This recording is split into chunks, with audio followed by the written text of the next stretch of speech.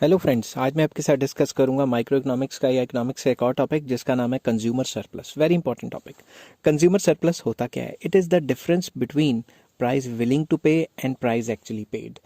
तो जब भी आप प्राइस विलिंग टू पे हो कुछ और प्राइस आपने एक्चुअली पे किया कुछ और, उसमें जो डिफरेंस होता है उसे कंज्यूमर सरप्लस कहते हैं। तो मैंने फॉर्मूला भी लिखा है, consumer surplus is PW price willing to pay and price actually paid. तो PW मैंने लिख दिया price willing to pay and PA लिख दिया प्राइस एक्चुअली पेड। अब इसका एक एग्जांपल देता हूँ। मान लो मैं मार्केट में गया, मैंने कोई ABCD कोई भी चीज़ खरीदनी है, तो मान लो मैं एक्सपेक्ट करके गया कि वो मुझे 100 रुपीज़ की मिलेगी।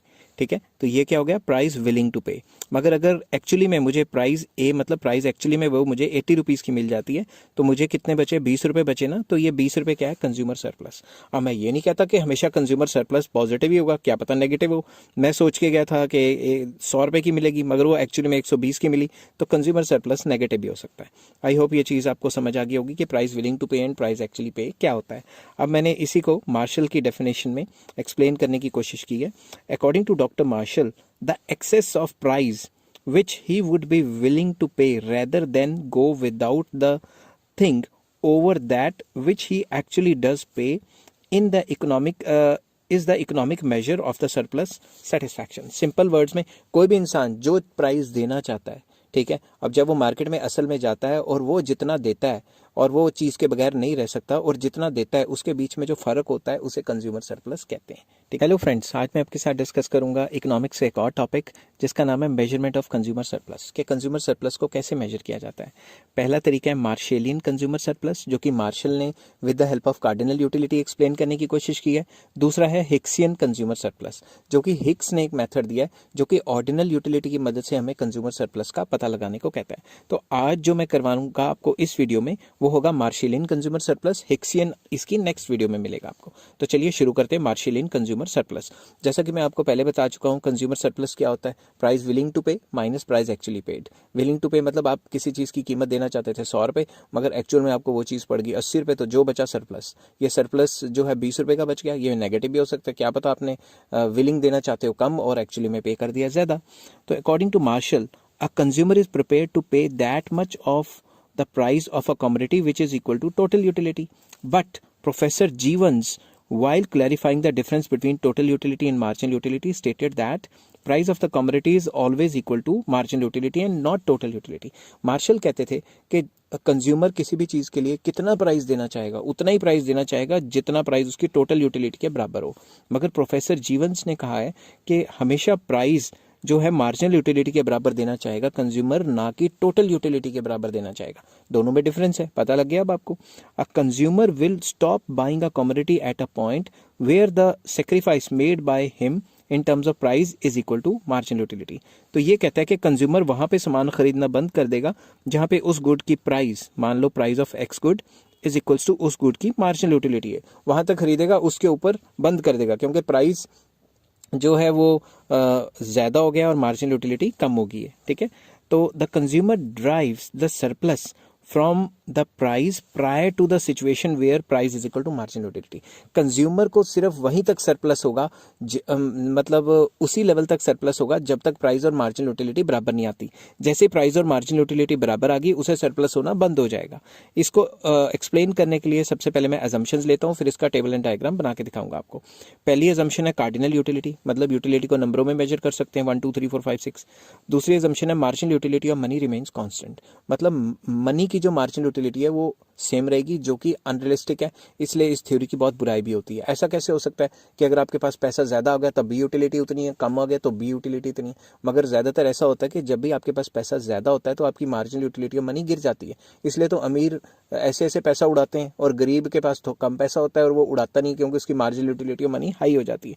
तो ये जो अजम्पशन है, ये क्रिटिसिज्म बाद में बहुत ज़्यादा हुई है। Every commodity is independent commodity. हम ये ज्यूम करके चलते हैं कि कोई भी एक कमोडिटी की यूटिलिटी दूसरी कमोडिटी की यूटिलिटी को असर नहीं डालेगी, हर एक कमोडिटी इंडिपेंडेंट है। नो चेंज इन इनकम, ये भी मान लेते हैं कि इनकम चेंज नहीं होगी। No change in taste and preference, ऐसा भी नहीं होता, मगर मान लेते हैं चलो कि टेस्ट एंड प्रेफरेंस भी चेंज नहीं होगी। प्राइस ऑफ द कमोडिटी भी नहीं चेंज होंगे। And no change in the price of related good, related मतलब सब्सिट्यूट एंड कॉम्प्लीमेंट्री गुड के प्राइस में कोई चेंज नहीं आएगा। तो अब डिटर्मिनेशन ऑफ कंज्यूमर सरप्लस करते हैं मार्शल के तरीके से। अभी हमने एज्यूम किया था कि price of the commodity same रहेगी, ठीक है। और आपको पता है ना कि डिमिनिशिंग मार्जिनल यूटिलिटी होता है। डिमिनिशिंग मार्जिनल यूटिलिटी कहता है जैसे जैसे आप क्वांटिटी ऑफ एक्स गुड ज़्यादा खाओगे marginal utility of X good गिरेगी। अगर आपको नहीं पता तो मेरा यूटिलिटी का चैप्टर पूरा का पूरा मैंने करवाया हुआ है, वहाँ जाके आप चेक कर सकते हो, ठीक है। तो क्वांटिटी थी 1, प्राइस थी 2, मार्जिनल यूटिलिटी मान लो हमें आ गई 5 यूटिल्स की, ठीक है। एक और क्वांटिटी खाई, प्राइस तो सेम रहा, मार्जिनल यूटिलिटी जो है वो होगी 4 यूटिल्स की। एक और खाए तो होगी 3 यूटिल्स की। एक और खाया तो होगी 2 यूटिल्स की। मैं इसको ऊपर कर लेता हूँ, लिख लेता हूँ 2 यूटिल्स। तो अब ध्यान से देखो, यहाँ पे आपको कंज्यूमर सरप्लस कितना हुआ, प्राइस विलिंग टू पे हो 2 रुपये, यूटिलिटी मिली 5 की, तो कितने का 3 यूटिल्स का सरप्लस हुआ।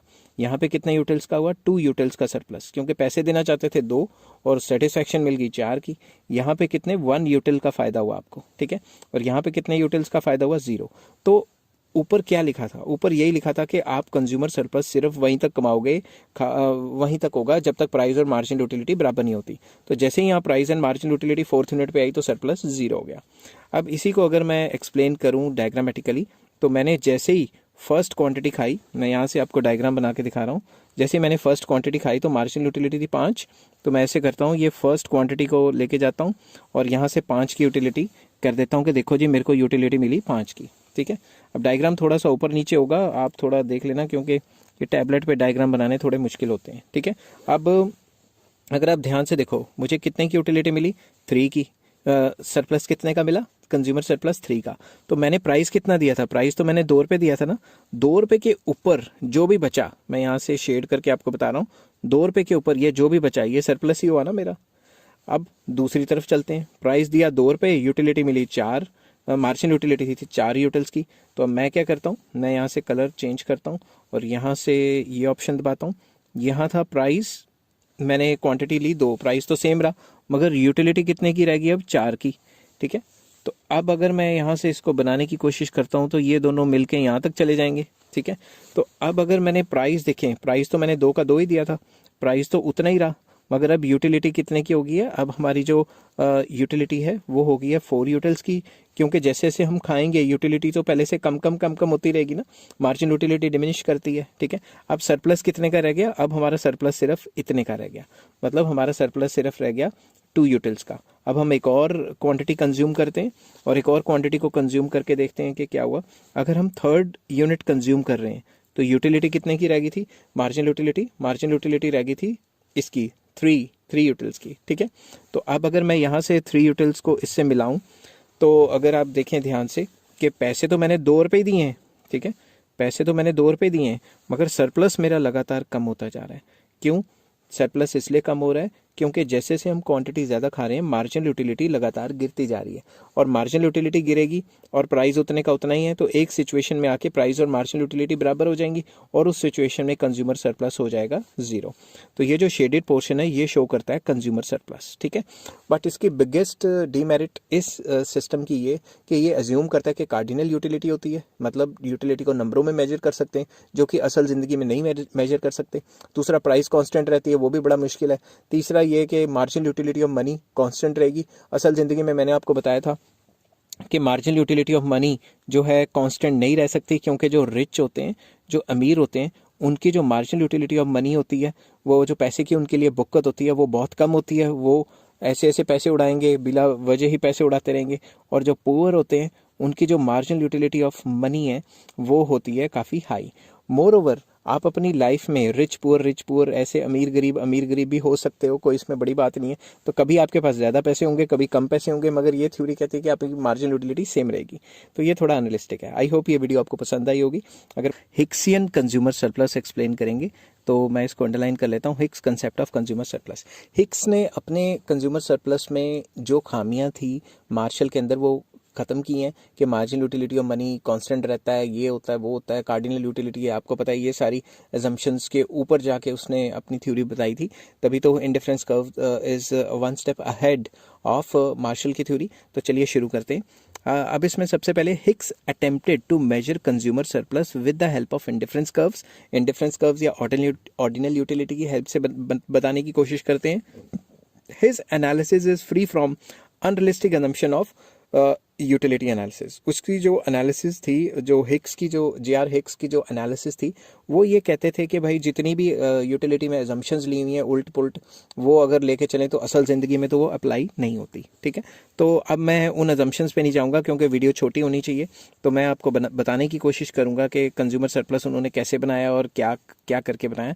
तो चलिए शुरू करते हैं। सबसे पहले ध्यान से देखना, मैंने एक्स एक्सिस वाई एक्सिस पहले के बनाए हुए हैं और बजट लाइन ए बी पहले की बनाई हुई है, और वाई एक्सिस पे मैंने मनी इनकम दिया हुआ है और एक्स एक्सिस पे क्वांटिटी ऑफ एक्स गुड। मेरे स्टूडेंट्स सबसे ज़्यादा परेशान तब होते हैं जब वो कहते हैं कि भाई इंडिफरेंस कम है तो एक्स एक्सिस पे एक्स गुड या ए गुड होता है, वाई एक्सिस पे तो दूसरा गुड होता है।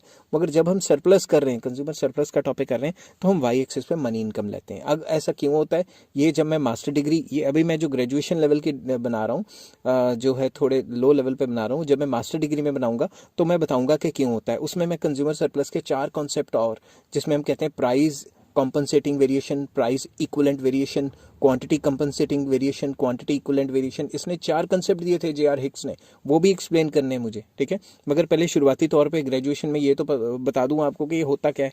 ठीक है, सबसे पहले मैं ए बी बजट लाइन है, अब मैं बता रहा हूँ आपको कि ये जो है ये इंडिफरेंस कर्व है इनिशियल। ठीक है, अगर मेरे से इंडिफरेंस कर्व थोड़ी उल्ट पुल्ट बन जाए तो मैं रब करके दोबारा बना लूँगा और उसमें टाइम लग सकता है। ठीक है, तो सपोज सपोज आप एक्स क्वांटिटी लेना चाहते हैं, मैं अभी आपको बता रहा हूँ कि आप एक्स क्वांटिटी लेना चाहते हैं, तो अगर आप एक्स क्वांटिटी लेना चाहते हैं तो मैं एक्स गुड को ये ऊपर तक मिला देता हूँ, और ये जो क्वांटिटी है इसको भी मैं यहाँ तक मिला देता हूँ, इसको मैं पॉइंट दे देता हूँ ए बी सी डी, जितना भी मैंने देना है यहाँ पे पॉइंट दे देता हूँ ए। ठीक है, ए तो पॉइंट मैंने दिया हुआ है तो सी दे देता हूँ। ठीक है, अब ध्यान से देखना ज़रा, अब मैं एक्स गुड कंज्यूम करना चाहता हूँ। ठीक है, और मैं प्राइस विलिंग टू पे कितना हूँ, मैं प्राइस विलिंग टू पे हूँ जितना भी ये जो मेरा एक्स एक्सिस यहाँ पे जो काट रहा है ना, मेरी जो इनिशियल इंडिफरेंस कर्व को, इसको मैं पॉइंट दे देता हूँ डी। अगर मैं इसको डॉटेड लाइन तक मिलाऊंगा तो मैं प्राइस विलिंग टू पे हूँ ए एम। मेरे पास जो टोटल पैसे हैं वो इतने हैं, इस पैसे टोटल पैसे हैं मेरे पास ए ओ, उसमें में से अगर मैं एक्स गुड खरीदना चाहता हूँ इतना गुड, तो मैं कितने पैसे देने को तैयार हूँ, इस टोटल पैसे में से मैं इतने पैसे देने को तैयार हूँ जो मेरे इंडिफरेंस कर्व को यहाँ पे काटते हैं। तो मैं यहाँ लिख लेता हूँ प्राइस विलिंग टू पे इज ए एम। अब इसमें बच्चे एक और गलती करते हैं, हमें यहाँ से मेजर नहीं करना, हमें उल्टा मेजर करना है। समझ के बात? तो ये मेजर किया हमने ए एम, समझ के बात, ये मेजर किया है। ठीक है, ए एम। मगर जब एक्चुअल में मैं मार्केट में जाता हूँ, जब मैं एक्चुअल में मार्केट में गया तो मुझे यही चीज़ काफ़ी सस्ते दामों में मिल गई और वो मेरे बजट को टच करके भी निकल रही है। तो एक नई इंडिफरेंस कर्व होगी जो आपके इसी लेवल को टच करके निकल रही होगी। मुझे माफ़ करना क्योंकि ये ना गोल नहीं बन पा रही, तो कोई बात नहीं, ऐसे करके कुछ यहाँ जुगाड़ करके सेटिंग करते हैं इसकी। ठीक है, तो ये इंडिफरेंस कर्व बन गई है IC1 और सी पॉइंट इक्विलिब्रियम पे है। तो जब मैं एक्चुअल में मार्केट में गया तो मुझे यही सेम क्वांटिटी मुझे इक्विलिब्रियम अपने बजट में भी रख रही है और ये क्वांटिटी मुझे AM1 पे भी मिल रही है। तो पहले मुझे ये चीज़ इतने में मैं प्राइस विलिंग था देने के लिए, मगर मुझे वो एक्चुअल में इतने की मिल गई। तो अब मैं यहाँ लिखता हूँ price actually paid is AM1। तो ये जो बीच वाला पोर्शन है, ये जो बीच वाला पोर्शन है, मैं कलर चेंज कर लेता हूँ इसका, ये वाला, this is called consumer surplus. ठीक है, इस चीज़ को कंज्यूमर सरप्लस कहा गया है। अब ध्यान से समझना, ये वाला जो कॉन्सेप्ट है, ये वाला इस चीज़ को अज्यूम करके बनाया गया है कि मार्जिनल यूटिलिटी ऑफ मनी जो है वो कांस्टेंट है। ठीक है, अब इसमें एक कंसेप्ट और आता है जो मैं मास्टर डिग्री पे एक्सप्लेन करूंगा। What happens when marginal utility of money is diminishing. जब marginal utility of money diminishing रहता है तो क्या होता है? जब marginal utility of money diminishing रहता है तो कंज्यूमर सरप्लस इससे भी ज़्यादा रहता है। वो मैं बताऊंगा, उस टाइम पे बताऊंगा, अभी सब कुछ बताऊंगा तो फिर ग्रेजुएशन वाले बच्चे कंफ्यूज हो जाएंगे। ठीक है, मगर जो इकोनॉमिक्स ऑनर्स वाले बच्चे हैं उनको वो ग्रेजुएशन लेवल से तो काम नहीं बनेगा, उनको मास्टर डिग्री वाली वीडियो ही देखनी पड़ेंगी। आई होप आपको ये वीडियो पसंद आई होगी। मैं फिर से एक बार ब्रीफ कर देता हूँ। प्राइस विलिंग टू पे, अगर आपने OX गुड खरीदना है, किसी भी कंज्यूमर ने OX यूनिट्स खरीदने इतने, ठीक है, इतना माल खरीदना है, जब वो घर से निकला तो वो सोच रहा था उसे AM देना पड़ेगा। ठीक है, मगर जब एक्चुअल में मार्केट में गया तो उसे इतना देना पड़ा और वो इक्विलिब्रियम उसके बजट में भी टच कर रहा है, क्योंकि इंडिफरेंस कर्व जब टच करती है तो आपको पता है इक्विलिब्रियम ही होता है। तो यहाँ पे इक्विलिब्रियम भी हो गया और पहले से कम पैसे भी दिए। समझ गए? तो ये जो डिफरेंस है, कंज्यूमर सरप्लस कितना हुआ? Consumer surplus is shown by the shaded portion M M1CD, ठीक है। या फिर आप ऐसे भी लिख सकते हो consumer surplus is price willing to pay minus price actually paid. तो प्राइस विलिंग टू पे कितना था, प्राइस विलिंग टू पे था AM minus price actually paid AM1 which is equals to MM1 is the consumer surplus. मैं again ये कह रहा हूँ, ये तब है जब हम एज्यूम कर रहे हैं कि marginal utility of money constant है। अगर marginal utility of money constant नहीं होगा तो क्या होगा, उसमें हिक्स ने अलग से बताया हुआ है कि क्या होता है, वो मैं अलग वीडियो में मैं लेके आऊँगा, इसी में सब कुछ नहीं बताऊँगा क्योंकि मिक्स हो जाएगा। आई होप ये वीडियो आपको पसंद आई होगी। अगर पसंद आई हो तो please like share and subscribe. Take care, have a nice day.